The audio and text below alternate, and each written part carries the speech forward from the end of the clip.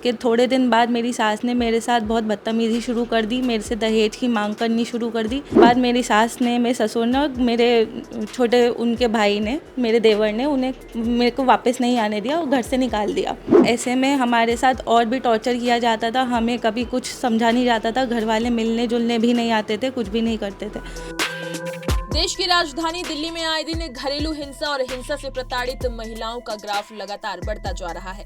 ताजा मामला पश्चिमी दिल्ली के राजा गार्डन इलाके का है, जहां पर एक आरुषि जैन नाम की लड़की का पिछले 5 साल पहले राहुल नाम के युवक के साथ शादी हुई थी। आपको बता दें कि शादी से पहले आरुषि और राहुल 5 सालों तक रिलेशनशिप में थे, जहां बीते कुछ समय पहले से राहुल का किसी और लड़की के साथ संबंध चल रहे थे, जिसको लेकर घर में विवाद होना शुरू हो गया। फिलहाल इस मामले को लेकर पीड़ित महिला आरुषि जैन ने थाने में शिकायत करी है, लेकिन इसके बावजूद भी अभी तक उसके खिलाफ कोई एक्शन नहीं लिया गया है। राहुल के द्वारा स्थानीय नेता से आरुषि जैन के ऊपर दबाव बनाया जा रहा है, जिसको लेकर अब आरुषि जैन बेहद परेशान है और मीडिया से गुहार लगा रही है कि इनको इंसाफ दिया जाए। मीडिया से बात करते उन्होंने क्या कुछ कहा, देखिए हमारे संवाददाता की एक खास रिपोर्ट। मैम क्या नाम है आपका? मेरा नाम आयुषी जैन है।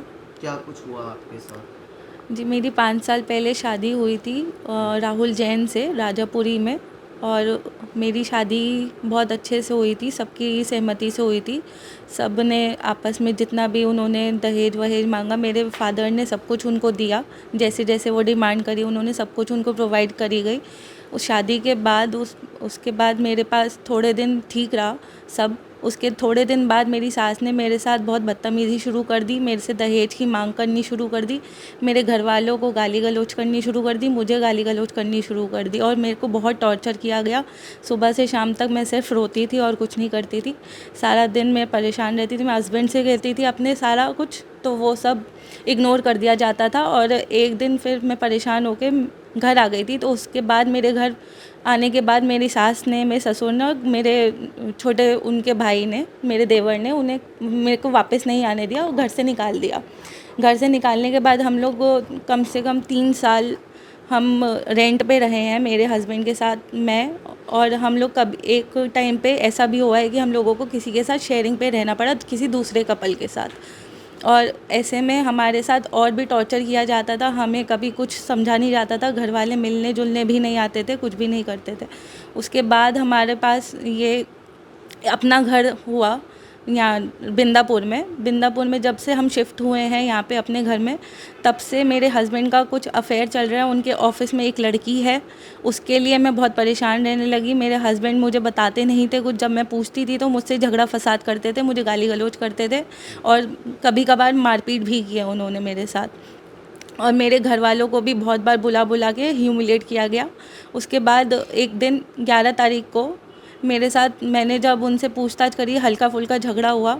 11 तारीख को तो झगड़ा नहीं हुआ था, उससे पहले जब झगड़े चल रहे थे तो 11 तारीख को मेरे घर वालों, उसने अपने घर वालों को बुला के मेरे पे 6,000, मात्र 6,000 का एक इल्ज़ाम लगा के कि चोरी की है, उसका इल्ज़ाम लगाने के बाद मेरे पास आए, मेरे से लड़ाई झगड़ा किया। उसके बाद मेरा फ़ोन भी छीन लिया।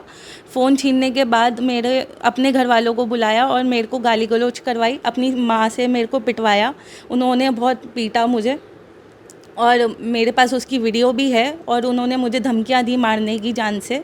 मेरे को काफ़ी डर लगा, मैंने फ़ोन मांगने की बहुत कोशिश करी। बहुत टाइम बाद उसके पापा ने मेरा फ़ोन दिलवाया अपने मेरे हस्बैंड से, और उसके बाद मैंने अपने पापा को कॉल किया, अपने और एक आईओ को कॉल किया। और बहुत टाइम बाद मैंने 112 पे कॉल करी थी, तो 4-5 बारी में जाके उनका कॉल उठा। 112 के बाद आईओ ने मेरे साथ एक पीसीआर भेजा। पीसीआर वालों ने थोड़ी बहुत इन्फॉर्मेशन ली। उससे पहले ही, पीसीआर वालों के आने से पहले ही मेरे हस्बैंड को भगा दिया गया था, उनके मम्मी पापा ने उन्हें भगा दिया था। उसके बाद जब बातचीत की गई उनसे, तो उन्होंने बस थोड़ी बहुत बातचीत करी और चले गए। उसके बाद मेरे घर वाले 2-2.5 घंटे बाद घर यहाँ आए, मेरे साथ कोई भी नहीं था, मैं अकेली थी। नीचे 15-20 लोग इकट्ठे हो गए थे, जिनमें कोई भी औरत नहीं, सारे आदमी थे। और उन्होंने फिर मेरे घर वालों के 12 बजे के आसपास आने के बाद इतनी बदतमीज़ी करी, उन्हें गाली गलौज दी, उनको धमकियाँ दी कि वो उनको सबको ख़त्म कर देंगे। इसमें मेरे को कि कई राजनीतिक विधायक भी थे जिन्होंने धमकियाँ दी कि हमारा ऐसा ऐसा राजनीतिक सोर्स है, हम लोग तुम्हें बर्बाद कर देंगे। उन्होंने आशीष सूद का नाम लिया, मैं नहीं जानती कौन है आशीष सूद। संदीप जैन जी हैं जो उनके कुछ रिलेटिव हैं, उन्होंने मुझे धमकियाँ दी, मेरे फादर को धमकियाँ दी, मेरे ब्रदर को धमकियाँ दी। उसके बाद मुझे घर से निकालने की भी काफ़ी कोशिश की गई थी, लेकिन मैं नहीं यहाँ से गई। लेकिन अब मैं इंसाफ चाहती हूँ कि मेरे को सब चीज़ें मेरे हक में मिले। मैम, आप जो आरोप लगा रहे हैं कुछ राजनीतिक दल के नेताओं पे, हाँ ये, जी।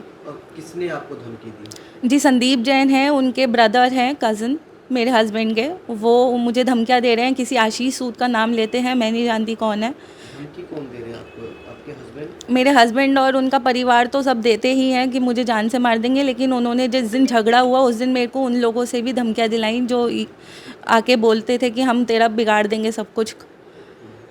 तो आपने पुलिस में ये सारी जो आप बयान दे रहे हैं, आपने सब कुछ पुलिस को बताया? हाँ जी, सब कुछ बताया है। क्या कहना है पुलिस का पूरे मामले में? पुलिस के थ्रू हमें नहीं लग रहा कुछ ज़्यादा इंक्वायरी की जा रही है, और इंक्वायरी हमने आईओ को कंप्लेन करी हुई है, हमने पुलिस थाने में भी कंप्लेन करी हुई है, तो उसकी अब इन्वेस्टिगेशन में हमें थोड़ा सा असर कम लग रहा है। क्या लग रहा है आपको कि पुलिस अपना काम नहीं कर पा रही है सही से? सर नहीं, मुझे नहीं लग रहा कोई कार्रवाई की जा रही है। अब आप क्या चाहते हैं? अगर पुलिस आपकी नहीं सुन रही है तो क्या करेंगे आप? सर हम कोर्ट में केस डालेंगे और वुमेन सेल में केस डालेंगे। ये जो आपने आरोप लगाए हैं, जो बयान दिया है, ये आप अपनी मर्जी से दे रहे हैं, किसी के दबाव हाँ जी, में? अपनी मर्ज़ी से दे रहे हैं।